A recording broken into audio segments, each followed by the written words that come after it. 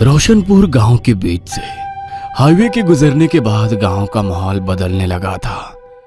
Highway के आसपास की जमीन के दाम आसमान छूने लगे थे और बड़े बड़े सेठ उस जमीन को खरीदकर वहां रेस्टोरेंट, होटल और शॉपिंग कॉम्प्लेक्स बनाना चाह रहे थे। एक दिन, ये इतनी बड़ी जमीन ऐसे ही खाली पड़ी हुई है। मुखिया जी, किसकी है ये जमीन? हमारी बात करवाइए मालिक से। हम इस जमीन पर शॉपिंग कॉम्प्लेक्स बनाएंगे। जाने दीजिए सर, ये जमीन किसी काम की नहीं है, शापित है ये। फिर तो और भी अच्छी बात है ना। जो जमीन गांव के किसी काम की नहीं, वो हमारे काम आ जाएगी। मुखिया के मना करने के बाद भी सेठ उसकी बात नहीं मानता और सरकारी दफ्तर से एनओसी लेने के बाद वहां पर कंस्ट्रक्शन का काम शुरू करवा देता है। बिल्डिंग के बनने का लगभग 50% काम हो चुका था। साइट पर काफी सारे मजदूर काम करते थे, लेकिन जैसे ही रात हो जाती सब अपने अपने घर को लौट जाते और साइट पर बस चौकीदार राम सिंह ही बचता। रात के तकरीबन 9:30 बजे का समय था। खाना खाने के बाद राम सिंह बिल्डिंग के बाहर बैठा हुआ बीड़ी पी रहा था कि अचानक उसे महसूस हुआ कि जैसे किसी ने फूंक मारकर उसकी बीड़ी को बुझा दिया हो। राम सिंह ने चौंक कर इधर उधर देखा, लेकिन वहां पर उसे कोई भी नजर नहीं आया। राम सिंह ने अपना वहम समझकर बात को टाल दिया और एक बार फिर से बीड़ी सुलगाने लगा। इस बार बीड़ी सुलग चुकी थी और राम सिंह कुर्सी पर बैठकर बीड़ी के कश लेने लगा था। एक बार फिर से उसे महसूस हुआ जैसे किसी ने बीड़ी उसके मुंह से छीनकर दूर फेंक दी है। इस बार राम सिंह थोड़ा घबरा गया था। उसने पसीना पोंछते हुए अपने आसपास देखा।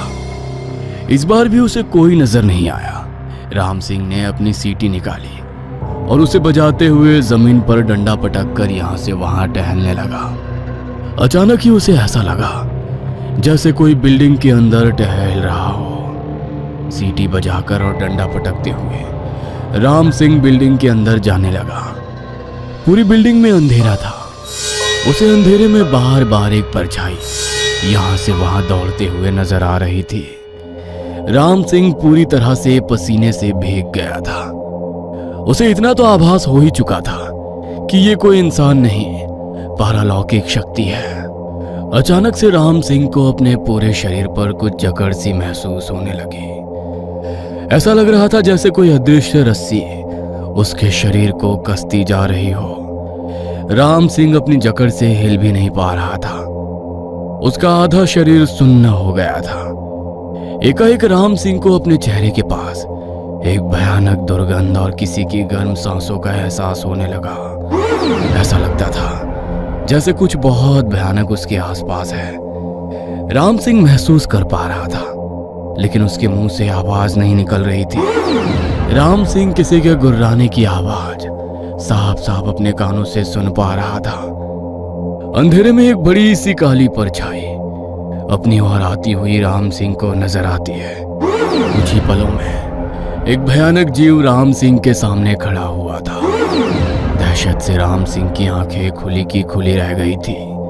उस जीव के शरीर से कुछ जटाएं लटकी हुई थी, बिल्कुल वैसी जैसे किसी पौधे में होती है। वो जटाएं तेजी से लंबाई में बढ़ने लगी और आकर राम सिंह के पूरे शरीर से लिपट गई। राम सिंह की चीख बिल्डिंग में गूंजी और उसके बाद सब कुछ एकदम शांत हो गया।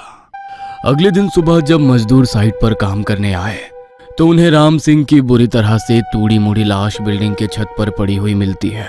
मैंने कहा था ना सेठ जी, ये जगह कुछ भी बनाने लायक नहीं है। अरे शापित है ये जगह। अभी भी समय है, खाली करके भाग जाइए अपनी जान बचाकर, वरना यहाँ कुछ भी हो सकता है। अरे कैसी मूर्खों वाली बातें कर रहे हैं आप लोग। इतना बड़ा हाईवे निकल गया आपके गांव से, शॉपिंग कॉम्प्लेक्स बना रहे हैं, बड़े बड़े रेस्टोरेंट खुल गए, लेकिन आप लोगों की सोच वही छोटी की छोटी रह गई। ये शापित अभिशापित जैसा कुछ नहीं होता। हर वो जगह जो कल जंगल थी ना, आज वही शहर है। इस हिसाब से तो हर शहर अभिशापित हो जाएगा। हाँ, कब्रिस्तानों पर भी अपार्टमेंट बन गए हैं, वहाँ कोई भूत प्रेत क्यों नहीं आता? आप लोगों की अफवाह की आड़ में ही जरूर किसी ने राम सिंह की हत्या की है। ये पुलिस का काम है, पुलिस अपने आप देख लेगी। आप लोग अपना दिमाग मत लगाइए और मजदूरों को अपना काम करने दीजिए। सेठ का बिल्डिंग में लाखों रुपए लगा था। मजदूर तो काम करने के लिए तैयार नहीं थे, लेकिन सेठ इस प्रोजेक्ट को ऐसे हाथ से जाने नहीं देना चाहता था। इसलिए सबका विश्वास जीतने के लिए उस रात वो अपने छोटे भाई के साथ साइट पर रुकने के लिए तैयार हो जाता है। दोनों सेठ आज रात को साइट पर अकेले थे। रात के 12 बज गए थे और अभी तक सब कुछ बिल्कुल सामान्य था। अचानक ही सेठ को बिल्डिंग के अंदर से वाटर लिली की तेज स्मेल आने लगती है। ये अचानक से वाटर लिली की स्मेल कहाँ से आ रही है?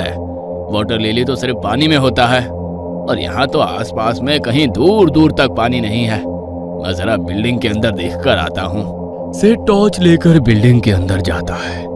तभी उसके छोटे भाई को बिल्डिंग के पीछे एक परछाई दौड़ती हुई नजर आती है। सेठ का छोटा भाई दबे पांव बिल्डिंग के पीछे की ओर जाने लगता है। वहां जाकर वो देखता है कि मुखिया तंत्र मंत्र का सामान और कुछ खाने की चीजें बिल्डिंग के पीछे की ओर रखकर कुछ मंत्र पढ़ रहा है। ओह, तो तू है इन सब के पीछे? तूने ही राम सिंह को मारा है ना? सच सच बता, क्या कर रहा था यहाँ पर? अरे सर, आप गलत समझ रहे हैं। मैं यहाँ तंत्र मंत्र करने नहीं, बल्कि आप लोगों को होने वाली अनहोनी से बचाने का प्रयास कर रहा था। वो वापस आ गया है, अब वो किसी को नहीं छोड़ेगा। दूसरी ओर सेठ को बिल्डिंग के अंदर जल कुंभी और काफी सारा पानी पड़ा हुआ नजर आता है। ये पौधा यहाँ कैसे आ गया? ये तो पानी में होने वाला पौधा है। अचानक से इतना सारा पानी, जरूर ये किसी की शरारत है। कौन है यहाँ?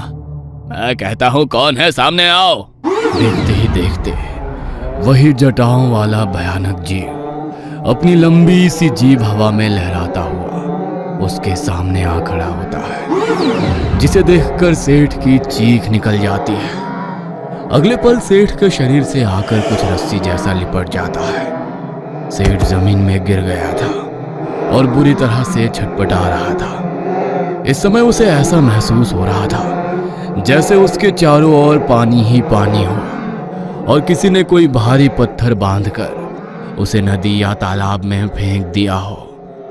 काफी देर तक जमीन पर छटपटाने के बाद अंत में दम घुटने के कारण सेठ की मौत हो जाती है। अगले दिन जब सेठ की लाश बरामद होती है तो ये देखकर सभी लोग हैरान थे कि सेठ का पूरा शरीर फूला हुआ था, जैसे वो पानी में डूब कर मरा हो। उसके शरीर पर जल कुंभी और वाटर लिली के पत्ते भी चिपके हुए थे। भैया की मौत पानी में डूबने से हुई है। इसका मतलब किसी ने उन्हें मारने के बाद यहाँ लाकर फेंका है। जैसा आप सोच रहे हैं वैसा कुछ नहीं है सर, ये सब भूत प्रेत का चक्कर है। मेरी बात मानिए, अभी भी साइट पर काम रुकवा दीजिए, वरना कोई नहीं बचेगा, सब मारे जाएंगे। आपकी ही तरह एक और शहरी बाबू आए थे 10 साल पहले, उनकी एक गलती के कारण ही वो लौट कर आया है। शहर से पढ़ाई करके आए जमींदार रणविजय का पोता शैलेश आधुनिक विचारों वाला निडर इंसान था।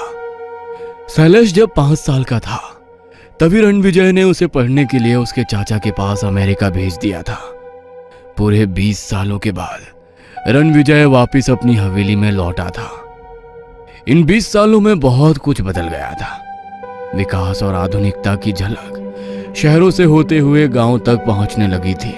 देखो बेटा, वैसे तो हमारी इच्छा नहीं थी कि तुम इस गांव में लौट कर आओ, लेकिन अब आ ही गए हो तो यहाँ के नियम कानून मानकर कायदे में चलना और भूल कर भी कभी उस तालाब के नजदीक मत जाना।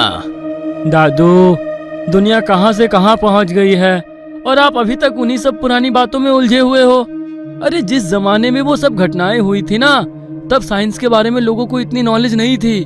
मुझे पूरा यकीन है उन सभी घटनाओं के पीछे कुछ ना कुछ साइंटिफिक और लॉजिकल एक्सप्लेनेशन जरूर होगी। गांव के लोगों को जो बात समझ में नहीं आती ना, उसे वो भूत प्रेत में जोड़कर डर का माहौल बना देते हैं। हो सकता है बेटा तुम्हारी बात सही हो, लेकिन ये कोई एक घटना की बात नहीं है। इस तालाब ने इस गांव के ना जाने कितने लोगों की जिंदगी को लीला है। तुम चाहे जो भी कहो, लेकिन हमारा विश्वास कहता है कि उस तालाब में कुछ तो है। शैलेश को अपने दादा की बातें समझ में नहीं आ रही थी। उसने तो इस बात को ही सिरे से खारिज कर दिया था। कि कोई तालाब शापित हो भी सकता है। 2 दिन बाद शैलेश जब से अमेरिका से लौटा था, वो सुबह खाना खाने के बाद गले में कैमरा लटका कर निकलता और फिर गांव में घूम घूम कर वहां के चक्कर, रीति रिवाज और लोगों का वीडियो शूट करता। शैलेश गांव में पड़ने वाले शमशान के नजदीक से गुजर रहा था कि तभी उसने देखा शमशान के पास बने छोटे से जंगली इलाके में 2 आदमी बड़ी सी कढ़ाई में कुछ पका रहे थे, जिसकी खुशबू उसे दूर से ही आकर्षित कर रही थी। अरे यहाँ सुनसान जगह पर खाना बना रहे हैं, लगता है कोई गांव में दावत होने वाली है। खुशबू से तो ऐसा लगता है जरूर कोई पकवान बन रहा है। शैलेश उन आदमियों के पास आता है और उनसे सवाल करने लगता है। क्या पका रहे हो आप लोग इस कढ़ाई में? अरे वाह, यहाँ पर तो मोतीचूर लड्डू की भीड़ लगी हुई है। आपको पता है ये मोतीचूर के लड्डू और जलेबी मेरी फेवरेट है। शैलेश लगातार बोलता जा रहा था, लेकिन वो आदमी बिना कुछ कहे चुपचाप अपना काम कर रहे थे। अचानक शैलेश वहां से एक लड्डू उठाकर अपने मुंह में डाल लेता है। शैलेश की ऐसी हरकत को देख खाना बना रहे दोनों आदमियों के हाथ अचानक से रुक जाते हैं। ये क्या किया आपने? अगर गांव के रीति रिवाज रस्मों के बारे में जानकारी नहीं है ना, तो हर चीज में अपनी नाक घुसानी जरूरी है क्या? बहुत बड़ी अनहोनी को बुलावा दिया है तुमने, पता नहीं अब क्या होगा। वो दोनों आदमी शैलेश को पकड़कर सीधा रणविजय की हवेली की तरफ ले जाते हैं। आप जानते भी हो आपके पोते ने क्या किया? अरे हम लोग गांव के बाहर भोग बना रहे थे और इसने आकर उस भोग को जूठा कर दिया। अब जल प्रेत का कहर इस गांव पर बरसेगा और उसका जिम्मेदार आप और आपका यह पढ़ा लिखा अनपढ़ पोता होगा। यह तो अनाड़ी है। अरे लेकिन आप तो इसी गांव के हैं ना। रणविजय गांव वालों को समझा बुझाकर शांत करता है। कुछ देर बाद गांव वाले लौट गए थे, लेकिन शैलेश को अभी भी ये पहेली समझ में नहीं आ रही थी। दादाजी आप बताएंगे आखिर ये सब क्या हो रहा है? जो लड्डू तूने उन लोगों को वहां बनाते हुए देखा था ना, वो मिठाई किसी दावत के लिए नहीं बल्कि जल प्रेत के भोग के लिए बनाई जा रही थी। जिन ताकतों से लड़ने की हमारे अंदर शक्ति नहीं होती ना, उसे उसकी मनपसंद चीज देकर प्रसन्न कर देने से ही सबकी भलाई होती है।